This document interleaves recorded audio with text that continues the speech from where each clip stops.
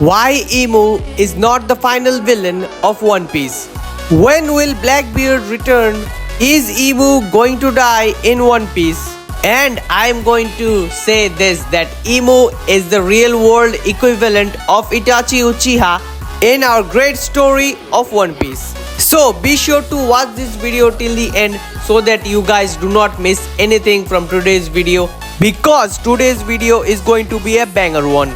Hey everyone, this is Motion and welcome to another one of our videos. But before we move on to our main video, be sure to like this video, share this video to fellow One Piece and anime fans, subscribe to our channel Motion, that really helps us out. Now with the self-promotion out of the way, let's get back into the main video. Emu.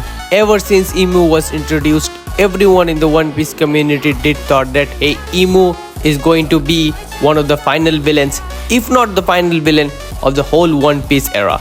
But right now in Elbaf, things are going differently. It is going pretty haywire and Emu is in a lot of trouble. So let's just think about Emu and why he's not going to be the final villain of One Piece. So ever since Emu was introduced in this arc of Elbaf, it is made pretty clear that Emu is not going to survive this arc, right? Emu is coughing out blood. Every elder was really worried. By elders I mean the Goroses were really worried when Emu said, hey, I am going to go out of the Pangaea castle. And these are the signs that Emu definitely has some kind of illness or some kind of weakness, or maybe some kind of lifespan ending thing that is currently going on with him, and he might not live a very long time. And this could be, well, Emu's last dance. If you just look at Emu, he is pretty similar to another really popular anime character, and that is Itachi Uchiha from Naruto.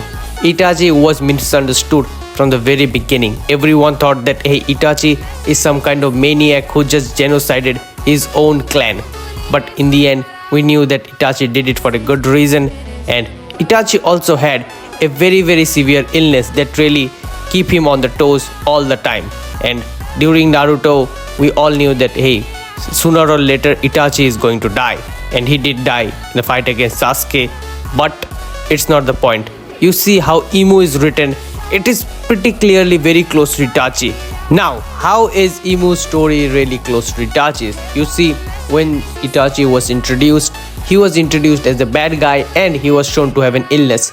How is Emu introduced? He was introduced to be a bad guy, and now when we just saw his face reveal or his body reveal or Emu reveal as I like to call it, we got to see that he has an illness.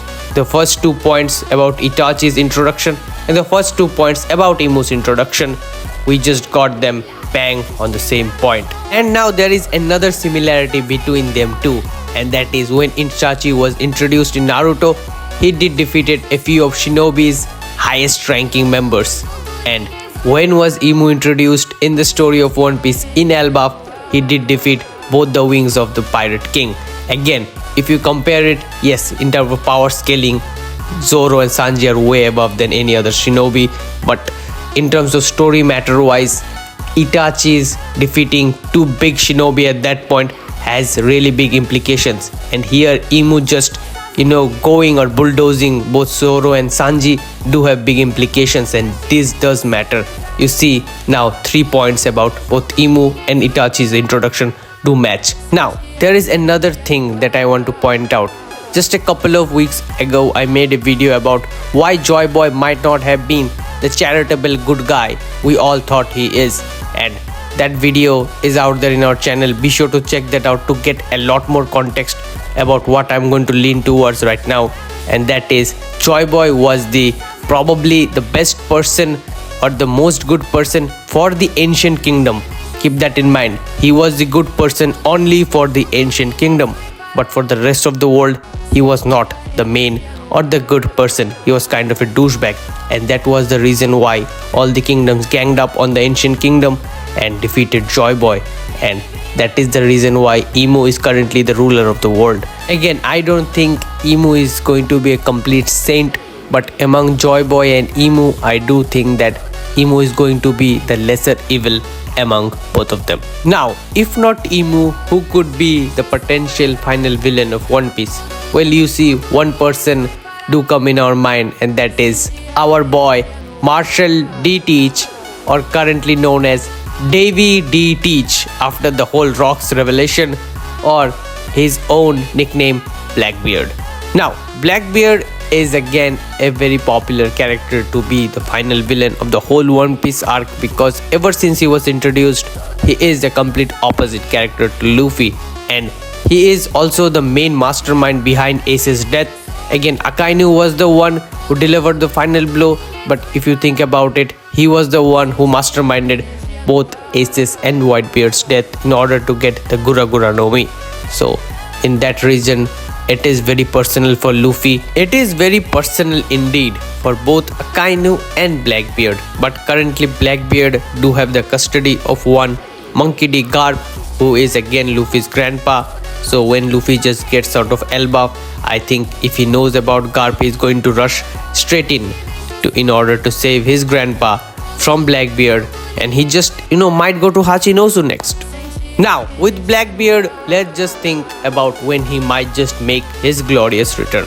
So, currently in Elbaf, I don't think there are going to be any other external, interferences. I think it is going to be a straightforward fight between Imu, Loki, and Luffy, and Imu is going to die.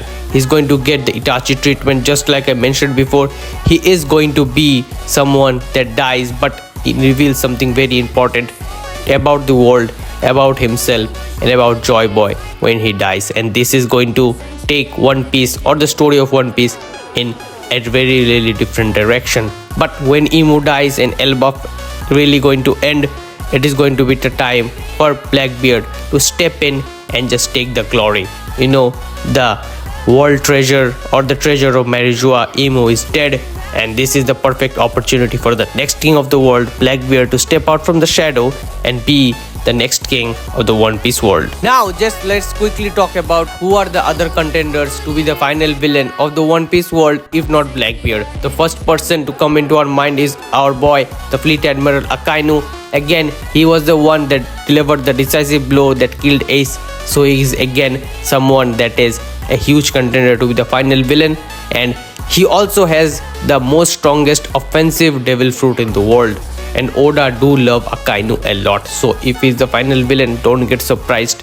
And there is another wild speculation I'll just throw in right now, and that is, what if there are the other 20 or the other 19 king left in the world after Imu's death? Imu was specifically introduced to be one of the 20 kings, so what if there are the other 19 kings, or maybe just Lily just left, so the other 18 kings are still out there, and they could also portray as the final villain of One Piece. Now, that will be it for today's video. If you guys watched till the end, I would like to really say thank you a lot for watching this video till the end, and be sure to like this video, share this video with your fellow One Piece and anime fans, subscribe to our channel Anymotion, that really helps us out.